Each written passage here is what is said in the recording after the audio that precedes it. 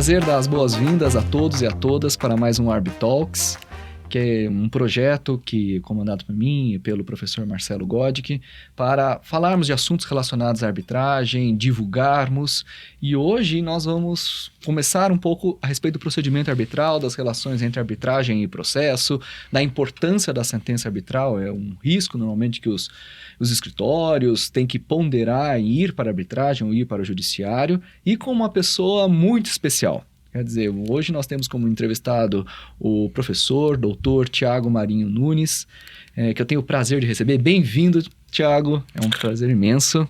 Prazer é meu, Rodrigo. Muito obrigado pelo convite. E um currículo, assim, espetacular para aproveitarmos esses próximos minutos com ele. Doutor em Direito Internacional e Comparado pela Faculdade de Direito da Universidade de São Paulo, nossa querida Largo de São Francisco.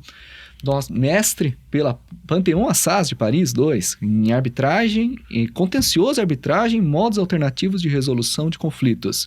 Atualmente professor do IBMEC, em arbitragem, na cadeira de arbitragem e mediação, e um árbitro independente com altíssima atuação, presente em câmaras nacionais e internacionais, nas listas, uma pessoa super experiente e que com certeza vai nos brindar com seu conhecimento. Então, para mim é um prazer especial. Tiago, conheço o Tiago há algum tempo, é um prazer especial e termos mais esse projeto juntos.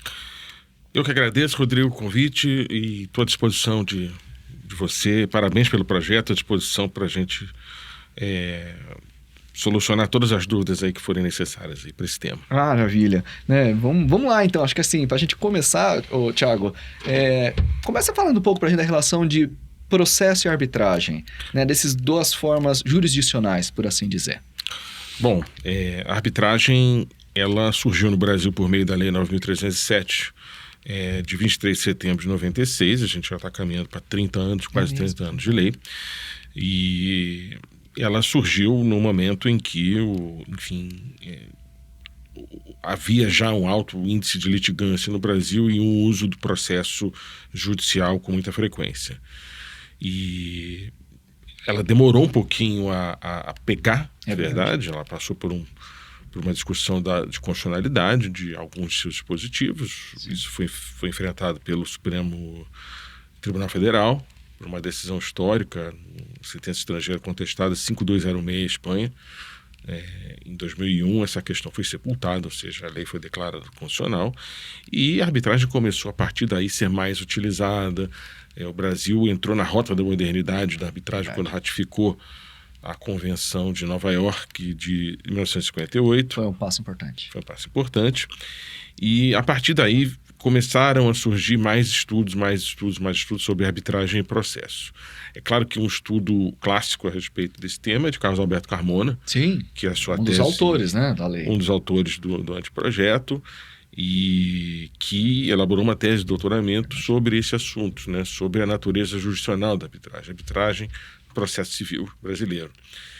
E nunca se falou tanto sobre arbitragem e processo, Isso vem até no lado acadêmico, As principais teses de doutorado, as principais dissertações de mestrado no Brasil surgiam no âmbito do direito internacional. É verdade isso. Sim. Internacionalistas que se dedicavam à matéria. Muito em razão a professor Luiz Olavo Batista. Exato, muito em razão do professor José Carlos de Magalhães, do professor Guido Soares. Verdade. Muito porque a arbitragem brasileira, que é a arbitragem comercial, é a típica arbitragem comercial, ela é inspirada na arbitragem internacional. A lei brasileira, Rodrigo, ela é baseada na lei espanhola, de arbitragem, de 1988, e na lei modelo da UNCITRAL, de 1985. Ou seja, ela foi criada a partir da experiência internacional. E talvez por esse motivo, e talvez foi até o motivo que eu tenho estudado, feito meu doutorado no âmbito de direito internacional, eu estudei arbitragem mesmo na origem na França, na Panthéon Assas. Sim, com certeza. Ali foi o momento que eu me aprofundei de uma forma assim, muito forte sobre a arbitragem. E a gente vê como a arbitragem internacional influencia a arbitragem interna. Agora, a gente não pode esquecer que a arbitragem é processo. Ela é processo. Ela tem... Isso foi muito estudado por causa do Alberto Carmona, tá? Ela tem uma natureza... Claro que ela tem uma natureza contratual. Ela só existe em razão de uma convenção. Com certeza. A base sempre é consensual. A base é consensual. Ela existe por conta de uma convenção de arbitragem. Por isso ela tem natureza contratual. Mas, principalmente, ela tem natureza jurisdicional. A gente tem que pensar na finalidade da arbitragem. A finalidade da arbitragem, tá, que é um processo de natureza heterocompositiva, é resolver um conflito, um litígio, de forma definitiva. Definitiva. Ou seja, em razão disso, existem disposições na Lei 9.307 que colocam a arbitragem num patamar jurisdicional claro. O artigo 18, por exemplo, o árbitro é juiz de fato e de direito, e a sentença que ele proferir não vai estar sujeita a recurso.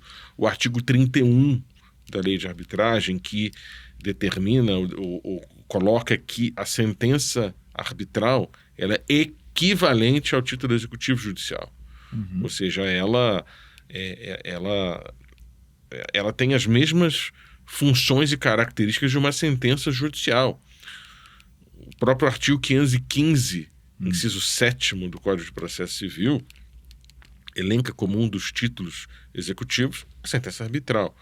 Ou seja, muito em razão desse caráter jurisdicional, passou-se, nos últimos anos, a estudar muito mais a arbitragem no âmbito do direito processual também, a natureza da arbitragem, né?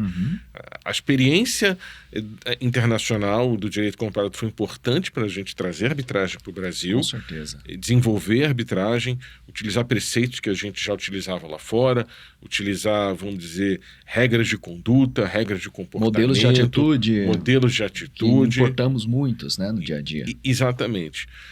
Agora, a gente chega num momento que a gente precisa aplicar certos conceitos processuais importantíssimos na arbitragem. Existe uma discussão bem clássica sobre processo e procedimento, né? Sim.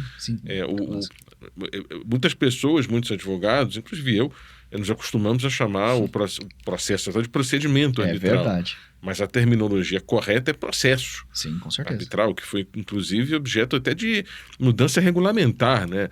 O CAN-CCBC, que é a Câmara de Arbitragem, a instituição mais antiga e tradicional, e talvez a mais utilizada no Brasil, ela adotou no regulamento dela de 2022 o termo processo, né? Que é a relação jurídica propriamente dita, né? O procedimento é justamente o sequenciamento, né, de atos que são realizados no curso de uma arbitragem. Exatamente. Enfim, eu acho que a relação entre arbitragem e processo é essa. A gente pensar a arbitragem a partir da sua natureza jurisdicional. A partir daí, uma série de consequências que a gente vai falar acabam, vamos dizer, imperando. É lógico, isso é importante para destacar para os ouvintes, né, para quem está nos vendo e nos ouvindo, falar propriamente que teve uma fase de preconceito quanto à arbitragem, né, que me parece que está bem superada, né, assim, talvez o que tenha hoje em dia seja um desconhecimento, né, por parte, às vezes, não propriamente dos que estão nas capitais, né, mas assim, talvez do interior propriamente, que ainda não vem a utilidade ou dúvidas de empresário na utilização do melhor momento da arbitragem. Realmente, eu acho que essa fase de preconceito foi superada. Acho que hoje nós estamos mais no desconhecimento do que propriamente em preconceito. Mas, nossa, tantas coisas interessantes que você disse, Thiago. Mas, assim, uma coisa que eu tenho certeza que vai atingir a todos nós por que escolher a arbitragem e não escolher o judiciário? Quer dizer, assim, me parece, na leitura que faço do processo arbitral, que eu tenha que fazer uma matiz de risco, né? Quer dizer, eu tenho algumas vantagens e também algumas desvantagens, e eu tenho um custo, o processo arbitral. Não um custo do ponto de vista financeiro, mas algumas características que eu tenho que saber e, inclusive, passar para o cliente. Como que você vê isso? Por que a arbitragem? Por que o judiciário? Enfim, o que levaria um ao outro? Bom, em primeiro lugar, ambos caminham juntos, paralelamente, né? O judiciário é útil, a arbitragem é útil. Depende para que ela é usada. Sim. Eu vejo um movimento no Brasil de utilização de arbitragem. Algumas vozes defendem a arbitragem para tudo. Não, eu discordo. A arbitragem, eu sou um crítico da arbitragem no direito do trabalho, eu sou um crítico da arbitragem tributária, eu sou um crítico da arbitragem, e isso é impossível, proibir da arbitragem no direito do consumidor. Eu sou uma pessoa favorável à arbitragem comercial. O judiciário está aí também, o judiciário tem a sua utilidade. Com certeza. Tá? A arbitragem, ela é um instrumento feito para o empresariado, para dirimir litígios de caráter comercial de uma complexidade em que eu teria muita dificuldade de resolver no judiciário. Mas não é por conta do juiz, do magistrado, é por conta da estrutura. É, né? Que a estrutura pesa, né? A estrutura judiciária é pesada. Pesa. Eu não consigo... Eu tenho muita dificuldade... eu teria muita dificuldade no judiciário, isso me colocando num chapéu de advogado. Né? Hoje, há 6 anos, eu não atuo na área da advocacia, na arbitragem. Eu atuo principalmente como árbitro.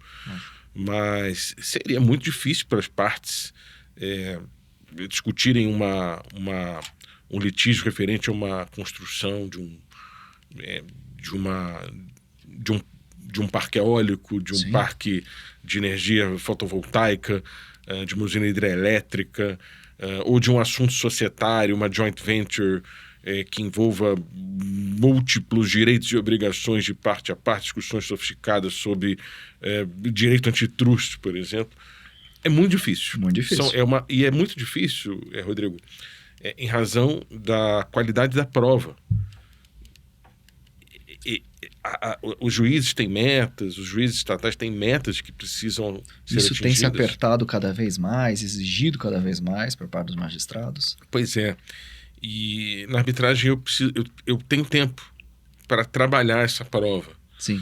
Ou seja, eu acho que o que faz talvez o empresário a se mover por esse lado é justamente a possibilidade de eu escolher um método em que eu vou poder trabalhar essa prova, eu vou poder trabalhar alegações de forma aprofundada.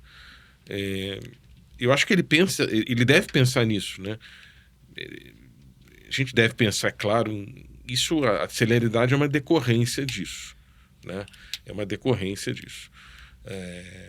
De poder ter uma pessoa especialista que vai analisar um caso com uma prova aprofundada, uma audiência longa. Com uma visão técnica, provavelmente conhecendo os meandros e detalhes.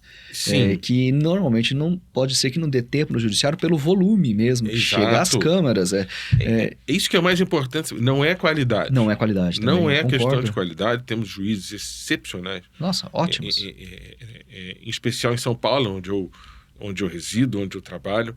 Mas existem certos litígios muito específicos, a gente vê em vários setores da indústria. Com certeza. Farmacêutico, infraestrutura, agronegócio, energia. É verdade. Energia. O mercado de energia é um mercado extremamente complexo, extremamente complexo. E nesse momento, em razão dessas peculiaridades, o empresário pensa e escolhe. O que ele, às vezes, eu entendo que ele faz de forma consciente. Ele precisa redigir uma convenção de arbitragem detalhada. Antigamente isso não era feito. É verdade. Né? Antigamente isso era uma cláusula de arbitragem um pouco mais... quase em branco, aberta, digamos assim. Muito aberta. Sem os detalhes, né? Sem os detalhes. Eu por exemplo, eu entendo... E falo isso muito com meus alunos sobre elementos essenciais da convenção de arbitragem. Sim, com certeza. E são elementos essenciais, não é que sejam obrigatórios. Sim. Por exemplo, indicação de uma Câmara, de uma Isso, instituição. isso. Eu entendo que no Brasil as arbitragens funcionam melhor quando administradas Por uma Câmara. por uma Câmara. Com certeza. Por uma Câmara. Ou seja, com regras pré-estabelecidas e, enfim... eu uma acho que certa isso tradição já, né? Porque uma estabilidade, né? É isso que gera confiança. gera confiança. Gera Temos confiança. instituições extremamente capacitadas no Brasil.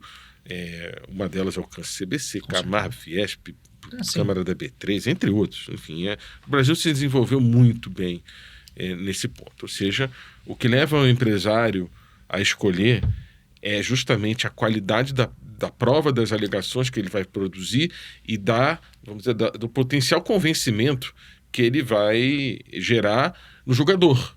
Sim. Em 3 jogadores, cuja nomeação será feita pelas próprias partes. É o que garante mais confiança ainda. Ou seja, não é sair nomeando direto. A pessoa vai pensar. E não é um sorteio também, digamos Não assim, é como no sorteio. judiciário, né? Assim, caiu naquela vara, não é isso, né? Não é sorteio. É uma escolha, a Exatamente. dedo. Uma escolha a dedo. O que eu acho... Você falou muito bem na sua pergunta, matriz de risco. Essa cláusula precisa ser pensada. Exato. Ele não é obrigado. Ninguém é obrigado a importante. ir para a arbitragem. Agora, quando você vai para a arbitragem, você precisa respeitar o sistema arbitral. Senão, o sistema... Não é que o sistema cai, mas é o mercado Sim, com certeza. no qual ele está inserido, algum mercado X, alguma área comercial vai sofrer um revés indireto. Seja energia, seja agronegócio, mercados que precisam de estabilidade Com certeza. para sobreviver, vão sofrer um revés. Ou seja, é preciso que a pessoa que escolha a arbitragem entenda como funciona o sistema e o processo arbitral. Exatamente. Os advogados de contencioso, antigamente a área contenciosa, a gente chamava, você trabalha em que área? No contencioso. Hoje mudou. É contencioso e arbitragem, ou resolução de conflitos. Exatamente, mudou bastante a terminologia para demonstrar que é uma mudança também de mentalidade. Exato. Resolução de conflitos. E pode ser outro tipo de resolução, pode ser mediação também, mas Sim. mediação aí a gente está falando de um método autocompositivo. É isso, é uma outra coisa. O que a gente precisa focar aqui é método heterocompositivo, e na arbitragem tem uma peculiaridade. Tá? O processo tem início, meio e fim. Ou seja, é isso que o empresário precisa ter em mente. Ele precisa... Na vida é normal ganhar ou perder. Sim. Agora, se perder, a gente precisa entender as razões pelas quais perdeu. Exatamente. Ou não se sagrou vencedor em todos os pleitos, ou questões que você tinha certeza que você ia ganhar, você não ganhou. Isso faz parte do jogo. Isso é a regra do jogo e a fundamentação da sentença serve para isso. Muito. Na verdade, ela existe para isso também, num certo sentido, para que as partes tenham mais confiança ainda no sistema e falem assim, olha, eu perdi, mas isso faz sentido. Faz sentido. Ou seja, faz sentido. Isso é um ponto de processo. Você tocou num ponto importante. Porque isso é um ponto de processo, Rodrigo. Fundamentação das sentenças arbitrais, que eu, por exemplo, defendo com muito vigor. Eu também. Eu não quero dizer aqui que o 489 do Código de Processo é automaticamente aplicável. Não, mas ele é um balizador. É isso aí. É algo que a gente pode pensar como analogia. Eu estou proferindo numa arbitragem uma decisão final... Sim. Sem recurso. Sem recurso. Vinculante. Porque o embargo, obrigatória. Esse pedido assim, de esclarecimentos não é um recurso. Não é recurso. O pedido de esclarecimentos é um instrumento muito similar aos embargos de declaração. No processo, utilizado no processo judicial. Mas o rito normal, ao se receber uma sentença arbitral, é que ela seja cumprida. Exatamente. É que ela seja cumprida e... acabou, segue o jogo, segue a vida. Assim se resolvem conflitos. Tá? O que é mais importante para finalizar essa parte da pergunta é que o empresário escolha esse método de forma consciente. Exato. Ele não é obrigado. Ele precisa analisar. Eu quero esse caso, que tipo de litígio pode desencadear dessa relação contratual? É ideal a arbitragem para esse caso? Quer dizer, o judiciário, em certo sentido, seria o melhor caminho ou mais adequado? Quer dizer, há uma Sim. meditação e isso cabe também aos advogados orientarem Sim, o empresário. exatamente. Até se usava para arbitragem, Thiago, você lembra com certeza, né? Tinha aquela expressão, the midnight clause, Sim, que é uma expressão pejorativa, obviamente, sim. que se referia à inserção da cláusula arbitral de madrugada, sem qualquer discussão. Você lembra disso, né? Lembro disso, foi muito discutido ali pelos anos 2005 Por até 2012, 2013. Isso vem caindo porque Lógico. a gente vem tentando ensinar no Brasil inteiro a importância de se redigir uma cláusula de arbitragem completa. Uma cláusula que seja executável, que seja capaz de ser operacionalizada, como diz a professora Selma Lemes. É isso mesmo. Enfim, capaz de ser operacionalizada. Isso, obviamente, tem representa. E se eu conseguir uma cláusula que pare em pé, eu tenho economia de custos. Não, Ou seja, com certeza. ela. E confiança. E eu tenho economia de custos. Eu não vou precisar do judiciário para me socorrer num eventual defeito de cláusula, por exemplo. Sim. Eu não vou precisar socorrer do judiciário para uma ação judicial prévia de uma ação de artigo 7º, né, que é chamada ação de execução específica de cláusula compromissória. Ou seja, eu enfatizo muito, né, aos meus alunos, tanto de graduação que eu tenho, quanto de pós, né? E na pós-graduação eu já me deparo com alunos diretores jurídicos de empresa, advogados, sócios de escritório, de uma redação muito, muito atenta dessa cláusula, e agora explicando para os seus clientes quais são as consequências, quais são as consequências de se inserir uma cláusula de arbitragem. E ainda mais quando eu tenho uma arbitragem que eu vou ter um tribunal de 3 árbitros. Cada parte tem o direito de escolher o seu árbitro. Escolher árbitro não é escolher uma pessoa que vai julgar a meu favor. Eu estou escolhendo. Não é isso. Não é isso. As pessoas confundem, não é isso, né? O árbitro, uma vez nomeado, ele tem uma imparcialidade natural. Ele deve ser. Isso é um dever essencial. Essencial. Talvez até mais importante do que a independência. Acho que sim. É você sentar numa sala de audiência. Isso mesmo. E esquecer a parte que quem falava era o professor José Carlos de Magalhães. Você nem lembra quem te indicou. Não importa. Você precisa julgar o caso. É assim que funciona uma arbitragem séria. É assim a arbitragem que eu aprendi no Brasil e na França. Assim que eu gosto de lidar. Agora, lá atrás, na redação do contrato, o empresário que está discutindo um deal, está discutindo um negócio, ele precisa pensar bem. Porque se ele colocar, ele precisa respeitar as regras do jogo. Ele precisa respeitar 2 efeitos da cláusula. O efeito negativo, que é o mais drástico deles, que é você excluir a jurisdição estatal. O que foi uma tremenda mudança do ponto de vista de direito processual no Brasil. Exato. O efeito positivo, que é atribuir jurisdição aos árbitros. Exato, que no fundo é o competens, que a gente normalmente fala, né? Na realidade, sim. É isso, concretizando os efeitos da cláusula. Uma última pergunta, se me permite? Claro, por gentileza.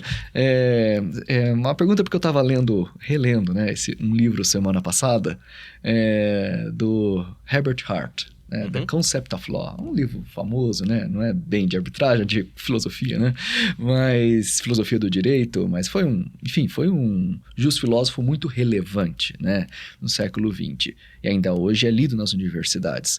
E ele tem uma passagem sobre as qualidades do julgador. E ele fala que o julgador precisa ter algumas qualidades. A primeira delas é a imparcialidade, que nós falamos um pouco, ele põe como a primeira, para falar a verdade. Depois é a ouvir atentamente os lados. Quer dizer, conseguir ter uma escuta.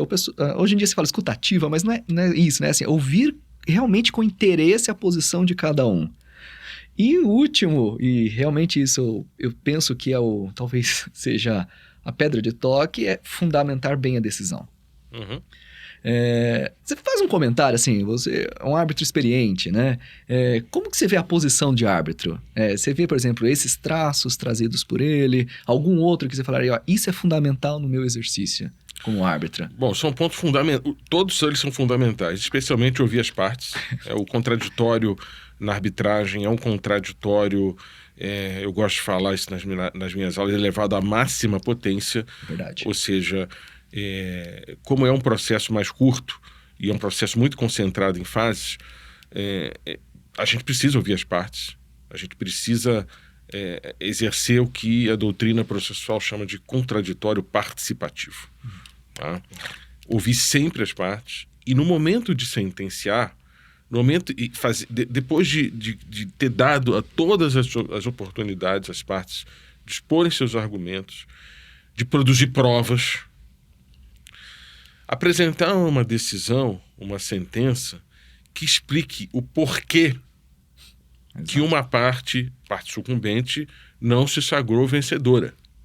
É fundamental isso. Isso é o mais importante, né? Quem fala muito isso é o professor Hermes Marcelo Huck. Tá? Conhecidíssimo. A sentença arbitral, ele gosta de falar, é feita para quem perde. Eu não gosto de falar para quem perde, eu gosto de falar para quem não se sagra vencedor nos seus pleitos. Tem uma visão mais positiva, mas assim, mas eu entendo o ponto dele, que a pessoa que entrou na arbitragem consciente e não se sagrou vencedor, né? Foi derrotado, em outros termos, ela tem que saber os motivos. Isso não é uma brincadeira. Né? Exatamente. É claro que a sentença arbitral, ela não comporta recurso, é um sistema, como eu disse, concentrado em fase, início, meio e fim.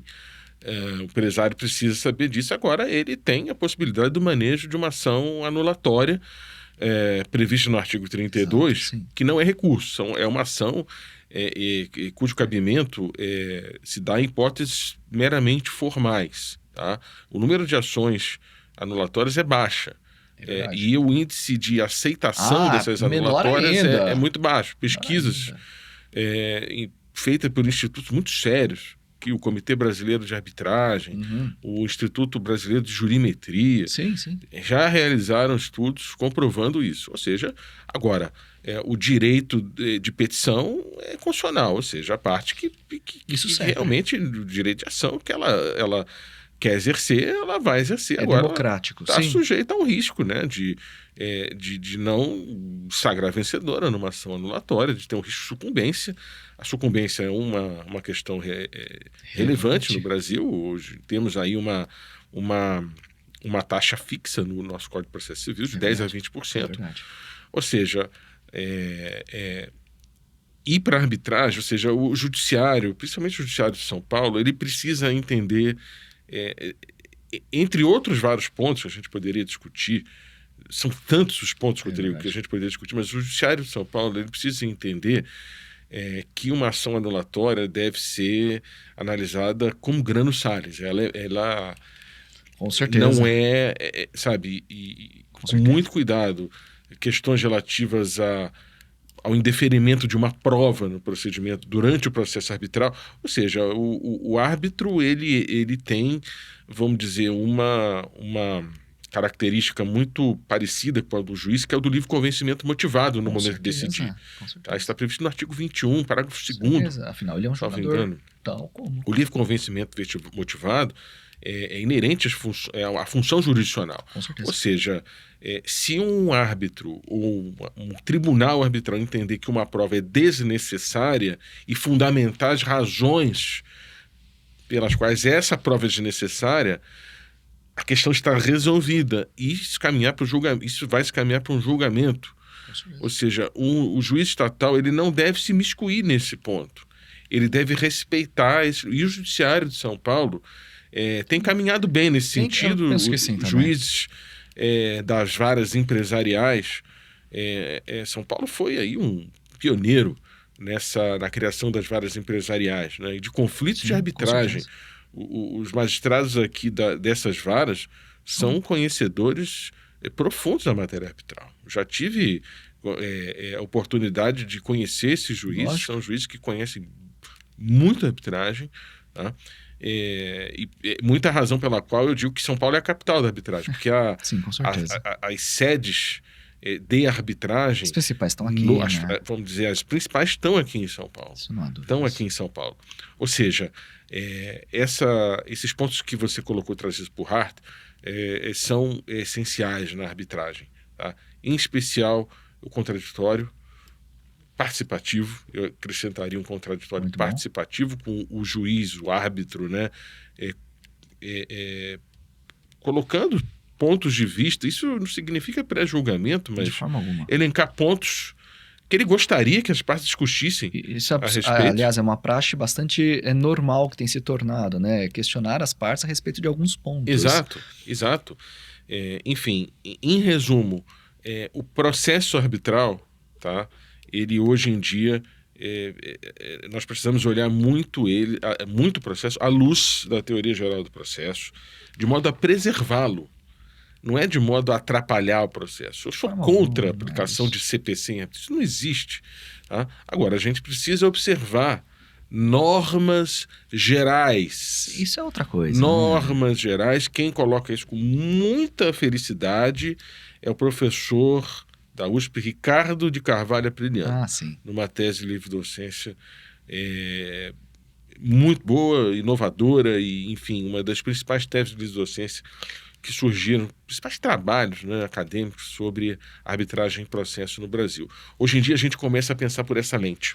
Se a gente pensar por essa lente, a gente preserva a arbitragem. O espaço. A gente preserva a arbitragem no Brasil, a gente desenvolve mais a arbitragem, a gente garante mais cautela ao jurisdicionado e por aí vai. Aí a arbitragem continua na sua trilha de sucesso agora nesses 30 anos de vigência, prestes a completar. Nossa, Thiago, assim, o nosso tempo infelizmente está se esgotando, mas talvez uma última palavra antes da gente lhe agradecer efusivamente, né, por ter, enfim, ter disponibilizado o seu tempo, que eu sei que é escasso, e é um trabalho que fazemos também de divulgação da arbitragem, para que chegue a maior quantidade de advogados e empresários possíveis, para desmistificar muitas coisas. E então, primeiro uma palavra de agradecimento da minha parte, e de passa a palavra, fazer um último comentário, o que você quiser, fique tranquilo. Bom, Rodrigo, em primeiro lugar, eu agradeço o convite, o honroso convite para falar aqui com você sobre esse tema. Parabenizo pela iniciativa do Arbitalks. Acho que é uma iniciativa muito relevante, porque ela vai ter uma abrangência nacional. Essa é a ideia. E essa abrangência, a gente precisa, no Brasil, atingir a todo público interessado, a todo público que tenha dúvidas sobre arbitragem e, enfim, ratificar tudo que eu falei e, enfim, é um trabalho que a gente faz há muito tempo, né? Eu estou nessa área, né, ativamente há 22 anos, né? E continuamos trabalhando. A arbitragem ela está em evolução, em constante evolução. Graças a Deus. Tá? E são pequenas ou importantes questões que a gente sempre merece estar discutindo de modo a aprimorar o Instituto. E o principal deles hoje, que o recado que eu procurei colocar aqui é o seguinte: a arbitragem ela é ótima, mas ela não é obrigatória. Agora, se fizer arbitragem, faça de forma séria e saiba que ela tem hora para começar e hora para terminar. A sentença arbitral ela é final, ela é definitiva, ela não comporta recurso. Era isso. Muito bom. Olha, agradecer, né? Reforçar os agradecimentos e também saudar a nossa audiência, os nossos ouvintes, as pessoas que podem assistir o podcast, né? A gravação. E também agradecer a audiência da parte de vocês, é muito importante. E assim a gente consegue cada vez mais avançar no projeto, trazer outros especialistas, né? Para poder falar do tema. E dessa maneira, vamos dar por encerrados, né? Mas, Thiago, quero deixar para encerrar. Quando você quiser voltar, fica à vontade. Será muito bem-vindo, como sempre. Muito obrigado pelo convite novamente. Tá. Muito obrigado a todos e vamos em frente.